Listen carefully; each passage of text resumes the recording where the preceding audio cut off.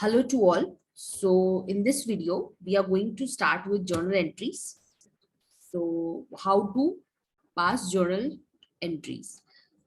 So there are two methods to go with it.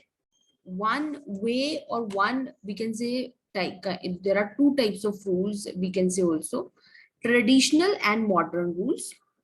Modern के accordingly भी आप journal entry pass कर सकते हैं, ट्रेडिशनल के अकॉर्डिंगली भी पास कर सकते हैं, and both the methods are going to give you same journal entry. आप किसी भी मेथड को यूज कीजिए, ट्रेडिशनल और modern, the journal entry is going to be same, exactly same. So it is not needed that each and every student has to be able to cope up with both the methods, modern and traditional. दोनों आते हैं, बहुत अच्छा है. पर अगर आपको modern easy लगता है, you can go with modern. If traditional, you can go with traditional. I'll take both the methods. In this video, I'm going to start with the traditional method, and in the second video, we'll go with modern method as well. So traditional methods में जो हमने journal entries pass करनी है, if you know how we do traditional classification. In traditional classification, as per traditional classification, the accounts we are going to divide to three parts: personal account, real account, and nominal account. And उसके accordingly there are rules. अब debit आपको journal entry में करना क्या रहता है, किसी account को आपको डेबिट करना है, किसी अकाउंट को आपको क्रेडिट करना है. ठीक है जी. अब डेबिट किसको करना है, क्रेडिट किसको करना है, पर्सनल अकाउंट के अंदर जो लोग आएंगे, जिनके अकाउंट्स आएंगे, उसके लिए अलग रूल है. रियल अकाउंट के अंदर जो अकाउंट्स आएंगे, उनके लिए डिफरेंट रूल है. एंड नॉमिनल अकाउंट के अंदर जो अकाउंट्स आएंगे, उनके लिए डिफरेंट रूल है. So logically there are three rules as per traditional classification, और पूरी आपकी जर्नल एंट्रीज जो हैं वो इन्हीं तीन अकाउंट्स के अंदर आपको मिल जाएंगी. And accordingly you just have to know what is the exactly the rule पता है, you can pass the journal entry. And जितने भी अकाउंट्स होंगे, कोई भी आप जर्नल एंट्री पास कर रहे हो, कैश अकाउंट ओपन कर रहे हो, परचेज अकाउंट ओपन कर रहे हो, मशीनरी, फर्नीचर, किसी पर्सन का अकाउंट ओपन कर रहे हो, डेटर्स का, क्रेडिटर्स का, किसी का भी अकाउंट ओपन करेंगे, वो इन तीनों में से किसी ना किसी अकाउंट के अंदर आता होगा. उस account, we have to understand which nature of this account is, the nature of account is, what is the nature of account is, and then nature पता चल गई कि for example this is real account, तो real account का rule हमें पता होना चाहिए, उसके अकॉर्डिंगली हम जर्नल एंट्री पास कर देंगे.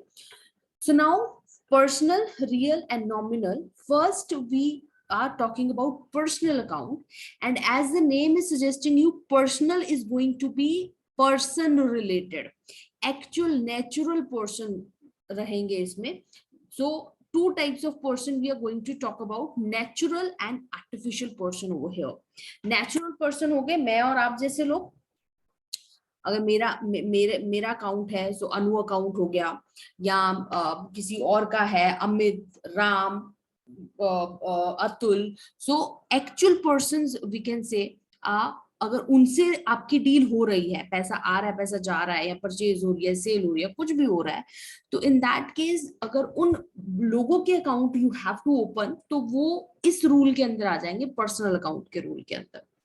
Similarly, artificial persons are also going to be over here. Artificial person हो गए, जैसे ये एग्जांपल्स दिए हैं, जैसे कोई कंपनी हो गया, या कोई यूनिवर्सिटी, कोई स्कूल, उनसे रिलेटेड कोई काम हो रहा है, तो उसमें कोई actual person, natural person involve नहीं है, लेकिन कंपनी इन्वॉल्व है.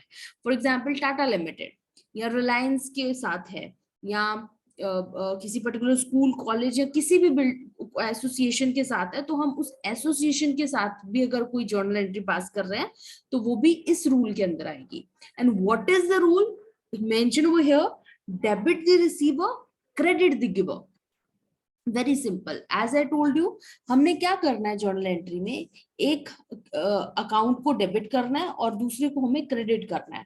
अब आपको अगर फॉर एग्जाम्पल आपको this Delhi university account he given है, दिल्ली यूनिवर्सिटी अकाउंट आप एज अ आप अपने अकाउंट बना रहे हो, तो आपके साथ दिल्ली यूनिवर्सिटी का क्या हुआ, दिल्ली यूनिवर्सिटी की साइड से आप नहीं देखोगे इस टाइम पे। अगर आपको दिल्ली यूनिवर्सिटी की साइड से अकाउंट बनाने हैं तो मामला उल्टा हो जाएगा।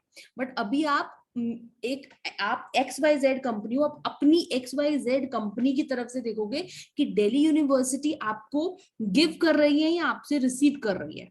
सो अगर तो Delhi university is the receiver, तो आप दिल्ली यूनिवर्सिटी को डेबिट करेंगे। And if it is a giver, अगर वो आपको दे रही है पैसे या कुछ भी, in that case it is going to be giver. Done. So debit the receiver, credit the giver. I'll just let you know with some example over here. For example, लिख लेते हैं यहाँ पे, कैश मुझे रिसीव हो रहा है from mister Atul कर लेते हैं। तो मुझे अतुल से कैश रिसीव हो रहा है, आई एम सेइंग। तो how it is going to be, cash received from Atul. Atul यहाँ पे मुझे कैश दे रहा है, तो Atul is the giver. Atul क्या है, गिवर। तो अतुल गिवर है, तो हमारा रूल क्या कहता है, अतुल क्या होगा, क्रेडिट हो जाएगा। जो भी आप एंट्री पास करेंगे उसमें अतुल तो बाय शॉर्ट आपका क्रेडिट साइड पे आएगा। डेबिट पे क्या आएगा वो बाद की बात है, क्योंकि अभी हमने वो रूल नहीं किया। बट अभी अतुल को हम क्रेडिट करेंगे इस एंट्री के अकॉर्डिंगली। बट अगर यहाँ पे होता कैश पेड टू अतुल, तो अतुल क्या हो जाता, रिसीवर, और अतुल को हम डेबिट कर देते। So this is the case, we have to see personal. या अगर यहाँ पे होता अतुल एंड कंपनी रिसीव कर रही है, then Atul and company is the receive कर रही है, तो receiver, Atul and company debit हो जाता। So this you have to see that personal, natural, artificial person related है, तो आपको पहले तो वो अकाउंट सर्च करना है which is that account, and then you have to go with, अगर पर्सनल अकाउंट है then the rule is going to be debit the receiver, credit the giver। Traditional rules apply कर रहे हो तो यही rule होगा, कोई और नया रूल नहीं इसमें आ जाएगा। Second is the real account. Real account में as I mention over here, real चीजें आ जाएंगी। वहां पे हमने बात करा पर्सनल अकाउंट में पर्सन्स इन्वॉल्व हो जाएंगे, that those persons can be artificial, those can be natural. एक और होता है रिप्रेजेंटेटिव, वो मैं किसी और वीडियो में आपको will go with that, but अभी के लिए हम नेचुरल और आर्टिफिशियल तक रहते हैं। रियल अकाउंट्स में रियल थिंग्स आ जाएंगी, रियल चीजें, वस्तुएं आ जाएंगी आपकी, या मेनली वी कैन से जो एसेट्स आपकी रहेंगी ना, mainly those are going to be under the category of it. Land, building, plant, machinery, patent, cash, inventory, investment, जो रियल चीजें हैं।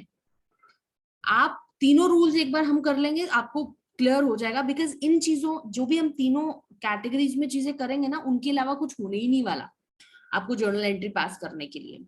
तो रियल अकाउंट में real things are going to be there.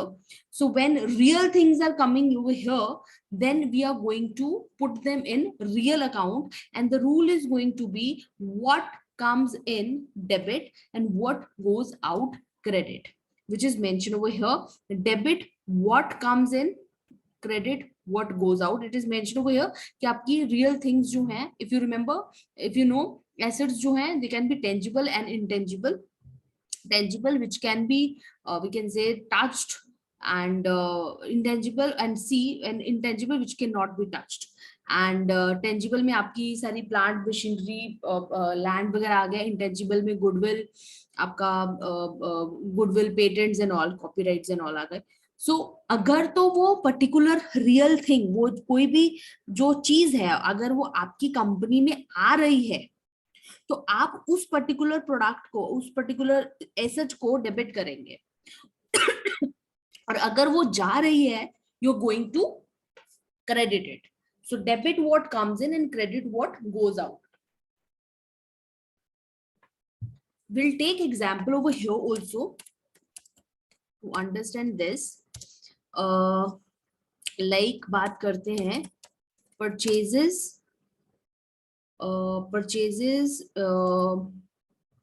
made for cash कर लेते हैं, है ना।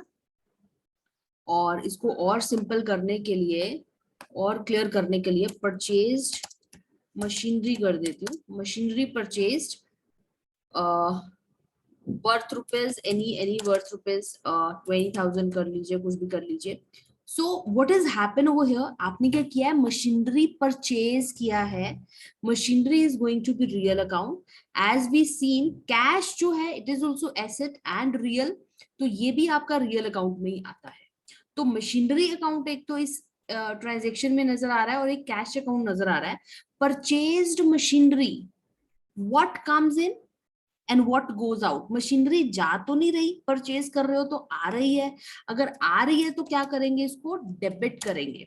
ठीक है जी, machinery is going to be debit. Similarly आपने खरीदा है तो ऑब्वियसली कैश पे किया होगा, तो कैश जो है आपके पास से जा रहा है, तो जा रहा है तो you are going to credit it.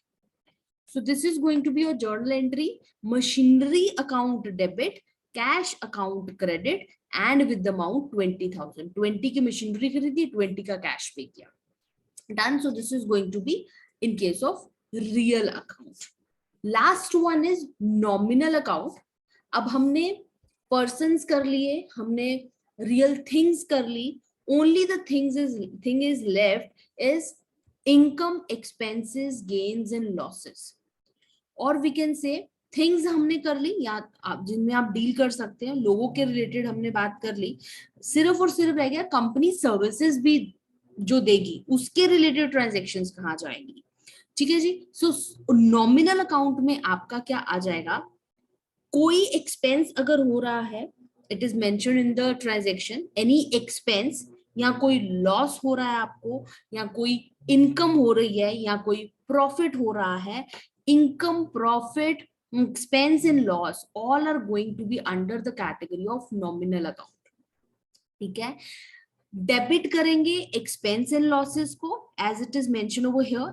Debit करेंगे एक्सपेंस एंड लॉसेस को एंड क्रेडिट करेंगे इनकम्स एंड गेन को.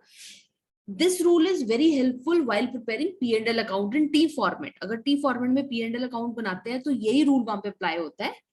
डेबिट और क्रेडिट साइड होती है P&L अकाउंट की, और डेबिट वाली साइड पे हम सारे एक्सपेंस एंड डेबिट वाली साइड पे हम सारे एक्सपेंस और लॉसेस डालते हैं, और क्रेडिट वाली साइड पे हम सारे इनकम्स एंड गेन्स डालते हैं.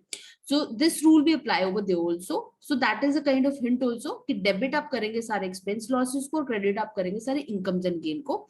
और hint I will give you, अगर आपको किसी भी ट्रांजेक्शन में पेड वर्ड यूज किया है या रिसीव्ड वर्ड यूज किया है, पेड या रिसीव्ड वर्ड यूज हो रहा है, इट सिंपली मींस उसका कोई ना कोई अकाउंट जो है, जो भी पे या रिसीव हो रहा है, that is going to be go in nominal account. Paid होगा तो पेमेंट हो रही है तो डेबिट होना चाहिए, रिसीव्ड लिखा है तो क्रेडिट होना चाहिए. Will see how it is going to be. Example ले लेते हैं इसमें भी. So for example salary paid, salary paid for cash, या कैश सैलरी पेड कर देते हैं फॉर कैश. रुपीज आपने 2000 की सैलरी पे की फॉर एग्जाम्पल. तो अब क्या हो रहा है, सैलरी पे हो रही है, सैलरी आप पे कर रहे हो, पैसा पे कर रहे हो, तो सैलरी एक एक्सपेंस है. तो ये एक्सपेंस जो है, this is expense. So this expense salary because expense है तो you are going to debit. और कैश जा रहा है, if you remember cash is our real nature, cash is going out from the company, it is going to be credit. ठीक है. So I said paid word use होगा तो debit हो जाएगा, कैश का तो दूसरा अकाउंट चला गया तो ये क्रेडिट हो गया. इसी तरीके से मैं रिसीव वाला बता देती हूँ. अगर फॉर एग्जांपल यहाँ पे होता rent received for cash, for example rupees 4,000 कर देते हैं. सो अगर कैश रेंट रिसीव्ड है, अब रेंट रिसीव हो रहा है, आपके पास रेंट आ रहा है, so it is your income. So income है रेंट, तो this is rent is going to be credited.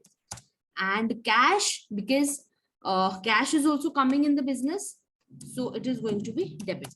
So cash account debit to rent account, this is going to happen in case of receipt. So this is what I'm saying, received लिखा है तो वो received word जो है वो credit चला जाएगा, paid लिखा है तो debit हो जाएगा. So this is what is going to happen in case of your nominal account. So again, going to repeat the same, there are 3 accounts in traditional classification: personal, जिसमें artificial and natural person आ जाएंगे and the rule is debit the receiver credit the giver real account where the real things are going to be mainly the asset side and in that case the rule is going to be debit what comes in credit what goes out and the last one nominal account where services related things are going to become and debit all expenses and losses and credit all incomes and gain.